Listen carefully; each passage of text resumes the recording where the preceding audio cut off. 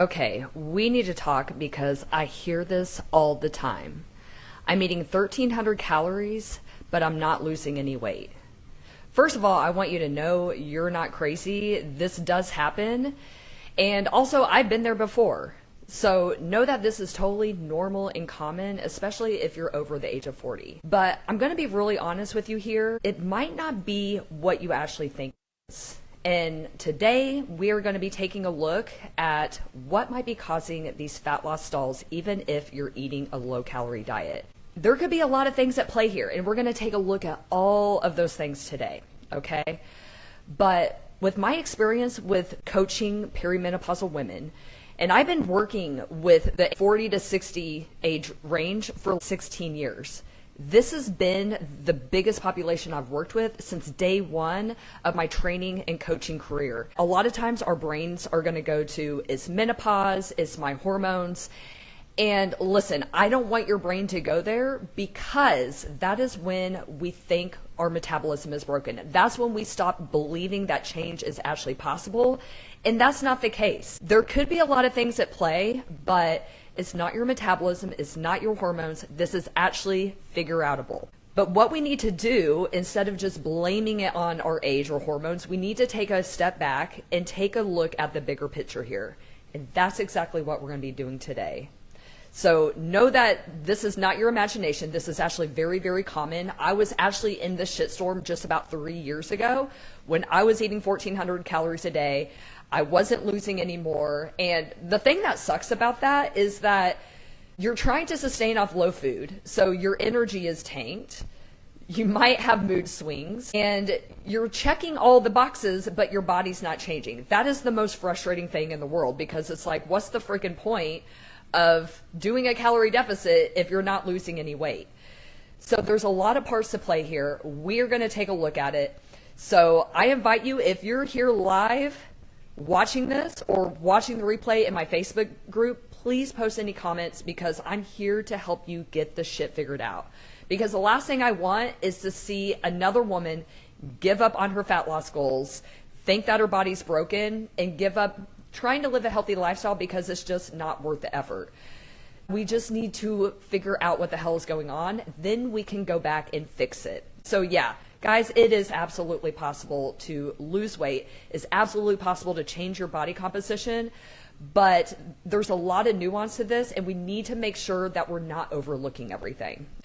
So the first thing is that we need to rule out any inaccuracies in weighing food, eyeballing portions, and counting macros. You guys are probably aware that you need to have some kind of calorie deficit in place to lose weight. Essentially, what we need is to eat less than our body needs, and that's going to create a calorie deficit, which will yield fat loss, okay? So it's important that if fat loss is our goal, and especially if you're struggling with fat loss or you've hit a plateau, that you do some kind of macro tracking. Now, sure, you can lose weight through exercise and walking, increasing your physical activity. That is one way to do it, but I highly recommend that's not the only way to do it. Because one, you just can't out-train your diet. Even if you're super active, that's just not going to work long term. Trust me, I've been there before. I used to be the cardio queen. I was a group fitness instructor for 10 years. I was teaching 20 plus classes a week, and I literally was running my body into the ground. Okay, so I don't want the same for you, especially 40 plus, because we're already in a stressed out state, most of us, and adding a bunch of exercise, especially high intensity type exercise, that is only going to put more fuel to the fire. So we don't want to just do it through exercise alone.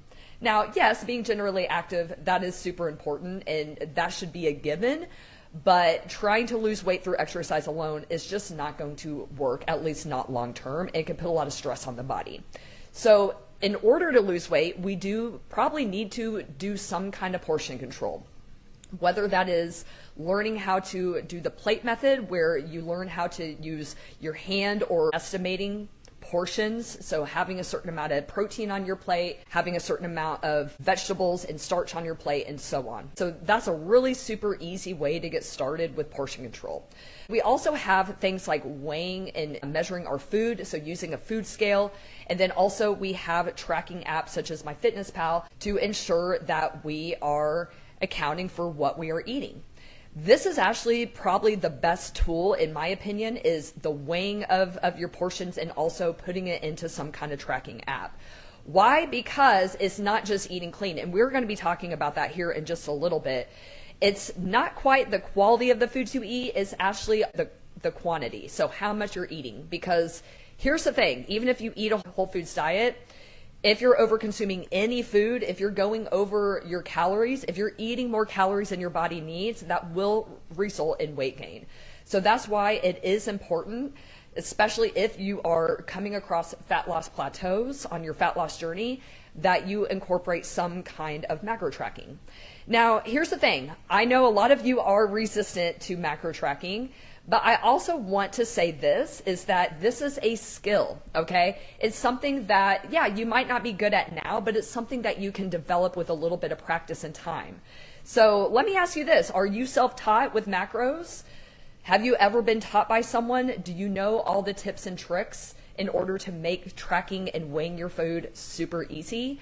I actually did a reel today on Instagram showing how I was making a sandwich, and a lot of times I hear people, oh, I just don't have time to weigh and measure my food, but it's like it literally only takes a few more seconds as you're preparing your meal. So it's like if you're already preparing your meal, you might as well weigh the portions. So I think there's a big mindset shift here that if you're resistant to tracking, I want to ask why.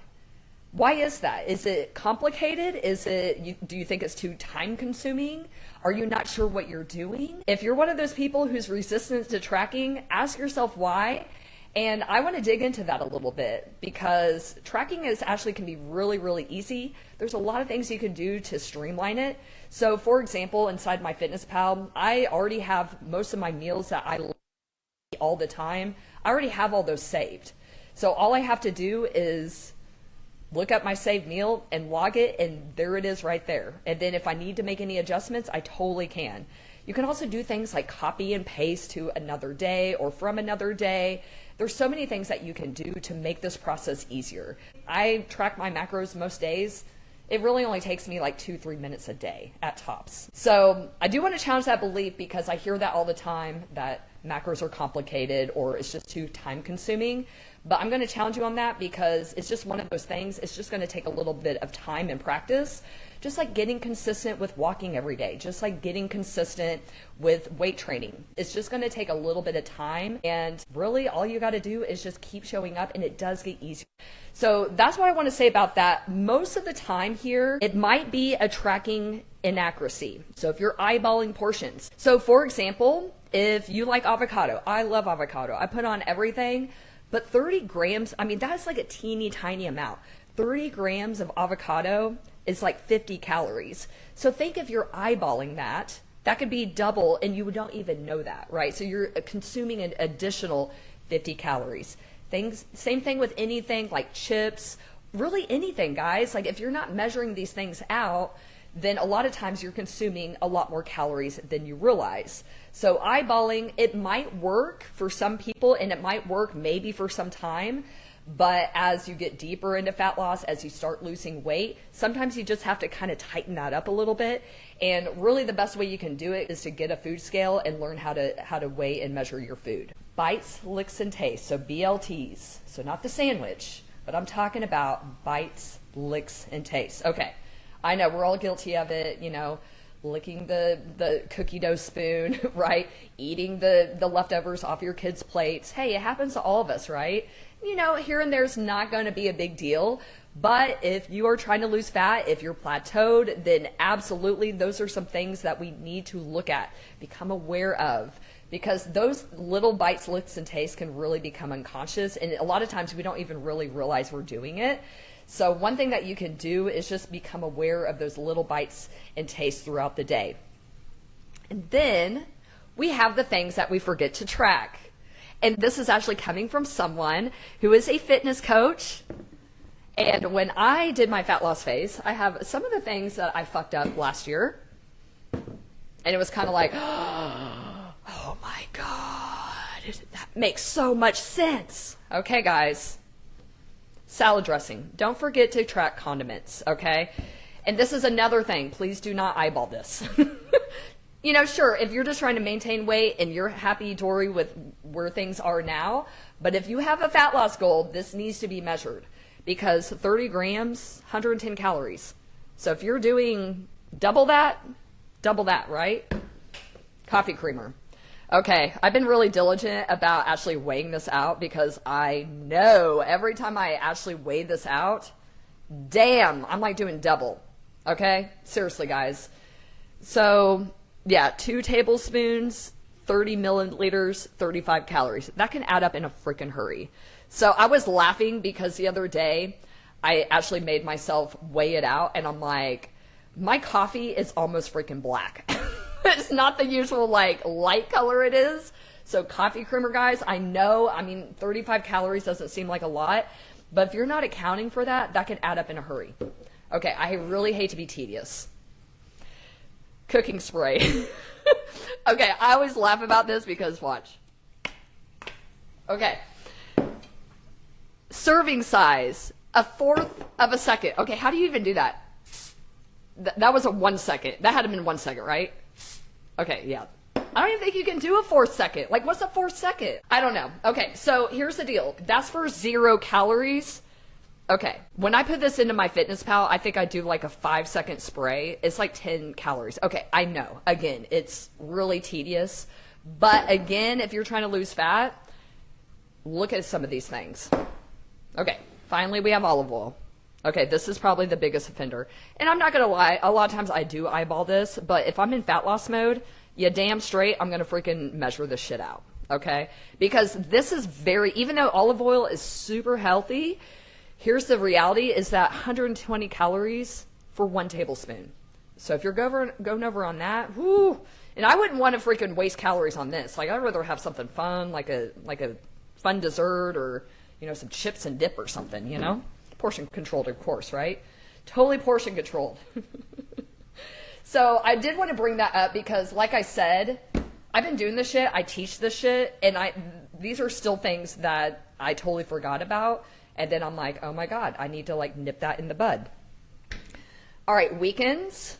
Weekends is a big one because I see this all the time, and I know I struggle with it too because when I was in fat loss mode, it was always like I was always going a little bit over on my calories on the weekends because I like to do things like eat out and drink wine. But hey, the reality is most of us eat more food, we consume more alcohol on the weekends.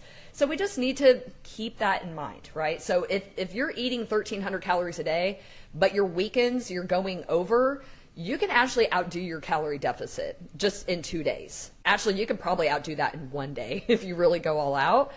So that's one thing to consider is, guys, if you're tracking your food, here's one thing that you can do. This is something that I do with my clients. We don't just look at a day-to-day calorie goal. What we do, you can actually go into my Fitness Pal and you can go to week view and you can actually get an average. That's what I would rather you look at versus a daily, because here's the thing.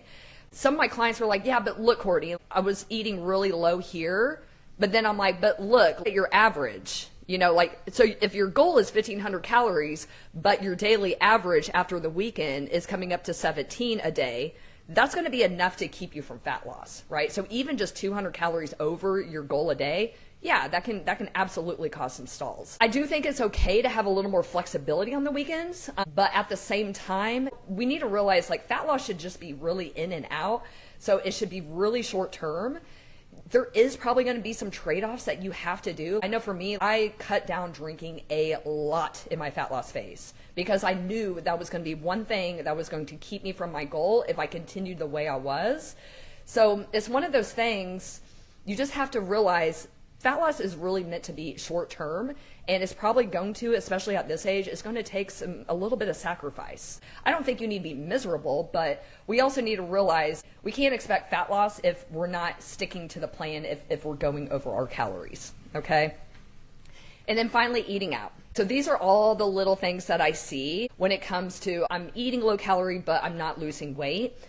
Eating out can really be an issue, even if they have nutritional information on the website. Because here's the deal. I worked in restaurants for a long time. I know how it works in the kitchen. Unfortunately, you know what chefs' jobs are? To make their food look and taste good. They don't give a shit about your diet. They don't give a shit about your goals. I was married to a chef, okay? The goal is to make the food look and taste good. I mean, I don't know how many times when I was working at the Olive Garden, if there was chicken Alfredo sitting in the window, I would literally see the cook scoop up another thing of Alfredo and then dump it on top. I'm like, like, oh my God, that poor person has no idea. We don't know how much oil they're using. We don't know if they're actually using the recipe. A lot of cooks, I'm going to tell you, they don't really use a recipe. They're freeballing it.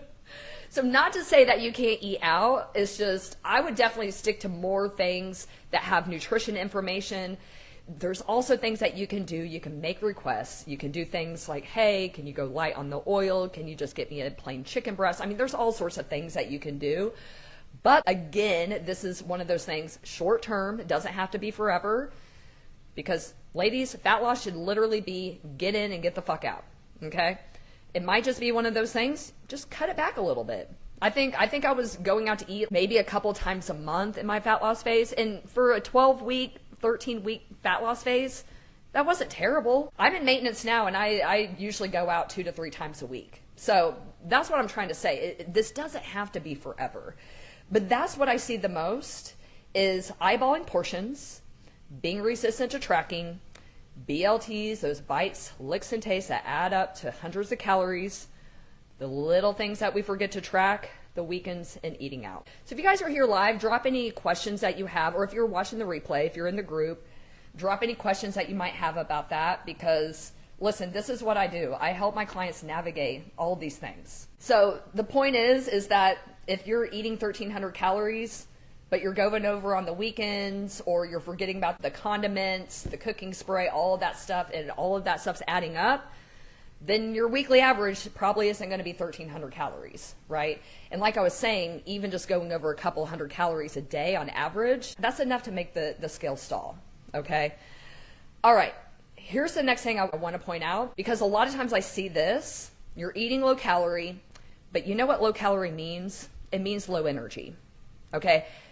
That is a problem in perimenopause.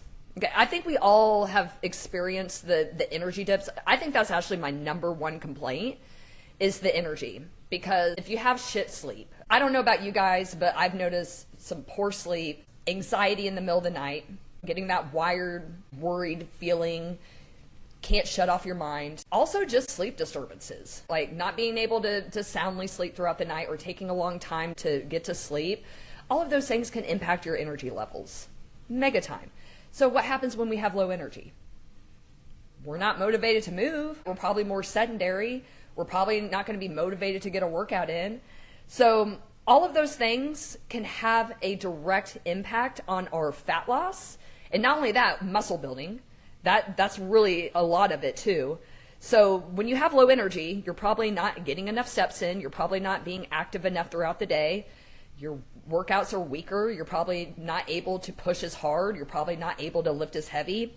And not only that, here's the big kicker, is that low energy, low calories, this is a shitstorm for more cravings, right? Have you ever noticed when you go on a diet, sometimes it's like you start really thinking about your favorite foods? It's like you can't stop thinking about it. That makes it really hard to be consistent.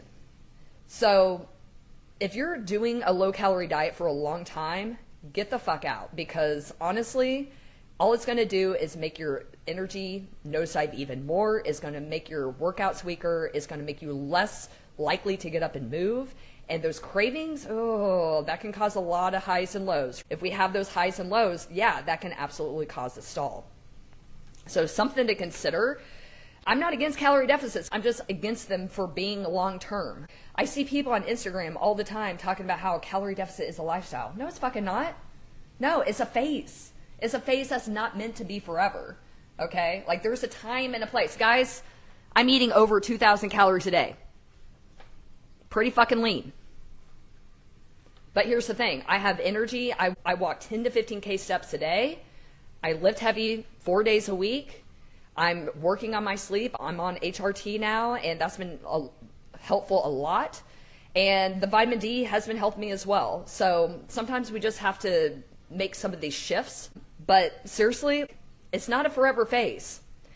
And we're going to get into that here in just a moment before I go off on that. But not yet, because we're going to save that for a little bit later. The next one, the next reason why you might be eating 1,300 calories, but you're not losing weight, is the "but I eat pretty well" trap. Eating clean doesn't necessarily mean fat loss. Like we were talking about with the avocado, yeah, those things are calorie dense. So yeah, quality of food is great. I eat mostly a whole foods diet. I have some processed foods, some convenience foods in there, but for the most part, I eat whole foods, okay? But here's the thing. Fat loss does not come down to eating a clean diet. Your fat loss is going to come down to how much you move and how much you're consuming. So this just makes it lack of structure. You don't know what you're consuming. You have no idea what your portion sizes are. This is enough to make yourself frustrated because that feels like a lot of work, eating clean. I would actually challenge you to not worry about eating clean so much. Focus on getting your protein in and learn how to have some kind of portion control.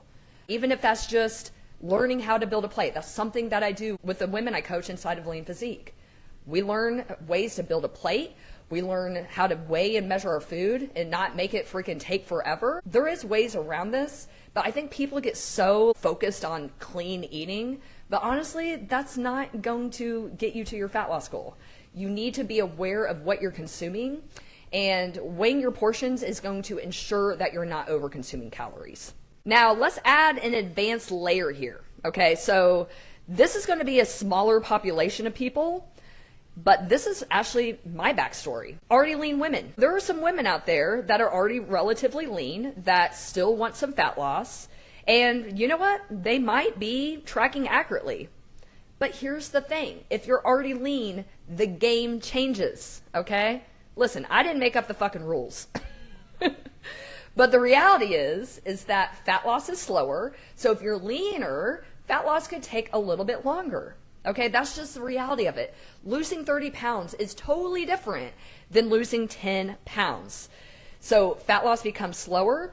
Calories will probably have to drop, and that sucks because if you're lean, and on top of that, if you're short like me, if you're like 5'3" or under, yeah, it freaking sucks because your calories are low, right? You're not a big person. So your calories are already probably having to be on the low side. So the issue here is that you're already lean, you've already been dieting, fat loss starts slowing down, your metabolism starts to adapt. This happens to everyone, y'all.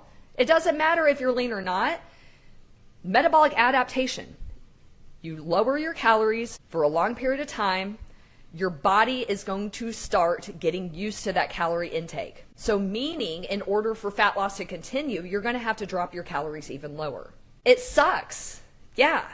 And I was actually talking to a lead just the other day, someone who might do some coaching with me. And I hated to tell her this, but it was literally like, you know, honestly, you have two options here. You can either lower your calories more, or you can pull out of this and change your goal. There's no right or wrong. But most of you guys don't want to lower your calories anymore, and I totally understand that. So if you're already lean, but you still want to lose, you have a couple options. First, ensure that you're tracking everything accurately, just like we talked about in the beginning of this episode, in the beginning of this live. Ensure that you're tracking accurately, then realize you're either going to have to drop your calories more or you're going to have to change your goal. And that's what I ended up doing 3 years ago. So a little over 3 years ago, I was in that same spot. I was already lean. I was not losing anymore. My metabolism was just like at a standstill. I was not losing anymore. And it frustrated me because why eat low calorie if you're not going to fucking lose, right? Like, it doesn't make any sense.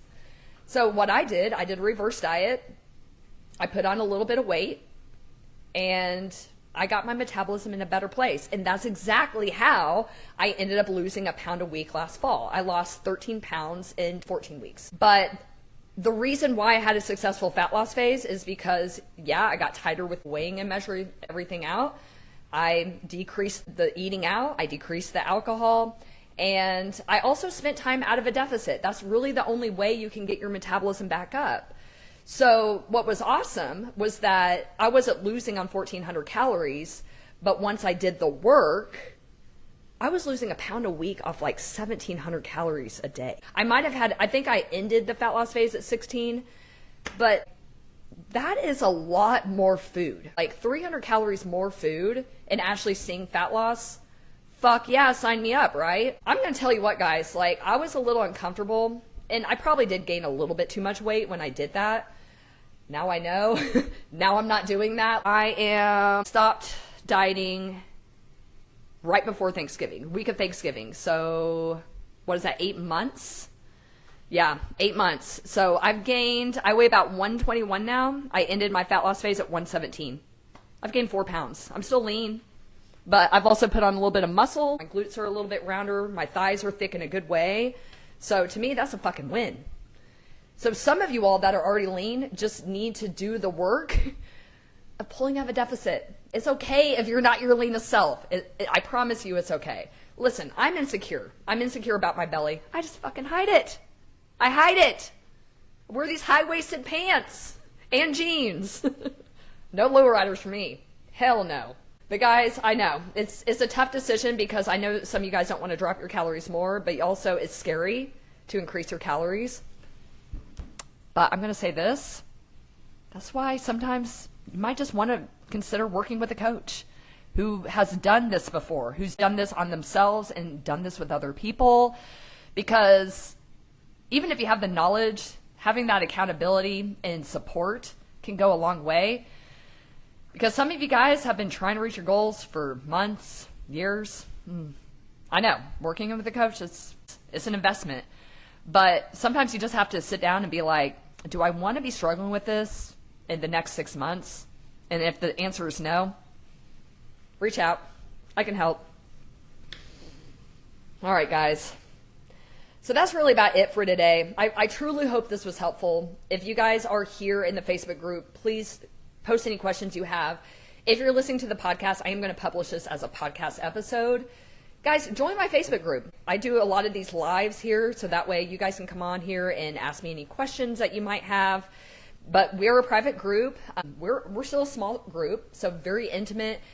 And it's just great to have a private space where we can all connect because we're all in this journey together. I'm right here in perimenopause with you all, okay? So I'll put a link to join my Facebook group. But I do want to close with this. Here's what you guys can do, okay? The first thing is track your food for 1 to 2 weeks. Get a MyFitnessPal account. It's free. Yeah, they have paid versions, but you know what? I don't have the paid version. I'm like, whatever. It's fine. Track your food for 1 to 2 weeks, okay? Get a baseline for where you're at right now. Get an average. Don't forget the little things, salad dressing, creamers, weigh all that stuff out. If you need a little bit of help, download my perimenopause fat loss secrets, because inside of this, I walk you through how to weigh and measure food and how to get started with tracking your macros. I do a whole workshop on that.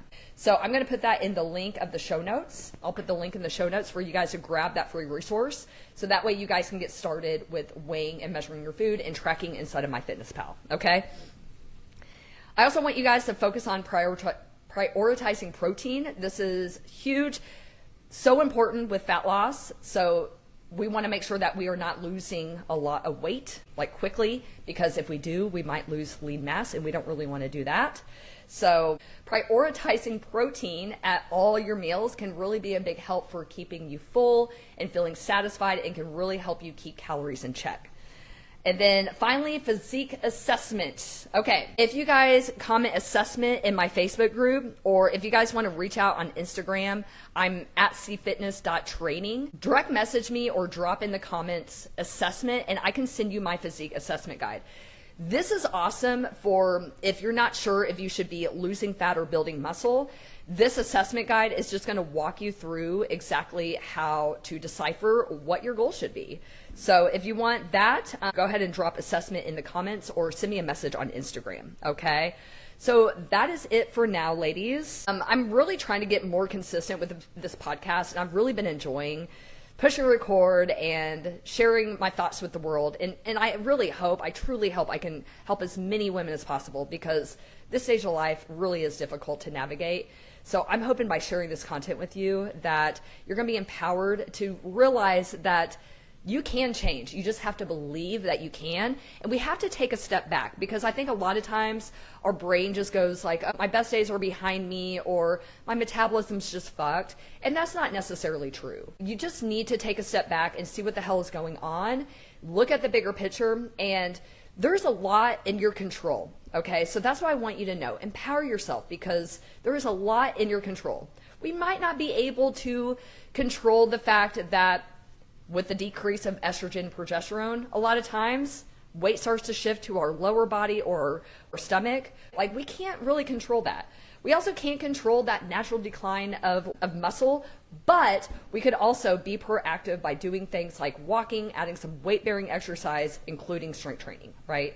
So that's my takeaway, guys, is that honestly, I don't think my best years are behind me. I think I'm actually heading into them. And I really hope that you start believing that too, because I think I'm just getting started. And I just want to share that, because it just breaks my heart to see people give up on their goals and just feel like they've already had their best life. And I just don't think that's true. So thank you so much, guys. Write me a 5-star review on Apple Podcasts or wherever you're listening. It really does help get more listeners, because like I said, I want to help as many women as possible. All right, and if you guys have any suggestions, do you have any suggestions for podcast topics, please send me a message on Instagram. Drop that in the comments if you're listening to this on Facebook, because I want to hear what you want to hear from me. Okay, that would help a lot. All right, thanks so much, and I will talk with you soon. All right, bye for now.